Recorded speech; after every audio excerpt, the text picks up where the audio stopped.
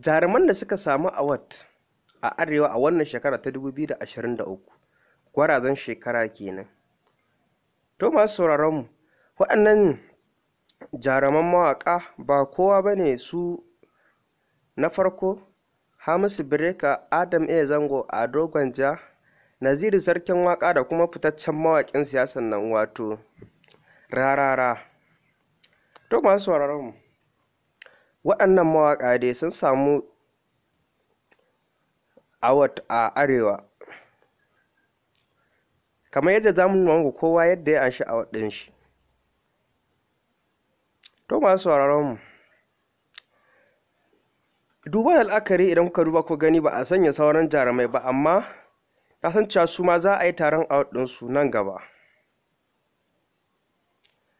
Waɗanda suka samu damar samun award ɗin waɗannan jaruman mawaƙan ne a Arewa. Duba da la'akari kamar irin yadda suke zaƙaƙurewa irin wurin sambaɗo muku waƙoƙi masu daɗi, to su ne ta saye suka samu damar samun award. Kamar yadda kuke ji dai, kamar yadda ke gani. To masu sauraron mu, don Allah ku daure ku yi wannan bidiyon liking da comment da share domin jin ra'ayoyinku akan wannan jarumai da suka samu award. Don Allah ku daure ku yi mana subscribe da liking da comment da alamar ƙararrawar sanarwa, ta haka ne da zarar mun ɗora sabbin shirye-shiryen za su zo mu kai tsaye. Mun gode. Za mu ɗora muku bidiyon nan gaba a cikin tasha tamu mai suna Arewa Award, yadda kowa ya anshi award ɗinsu. Mu haɗu a lokaci na gaba. Mun gode.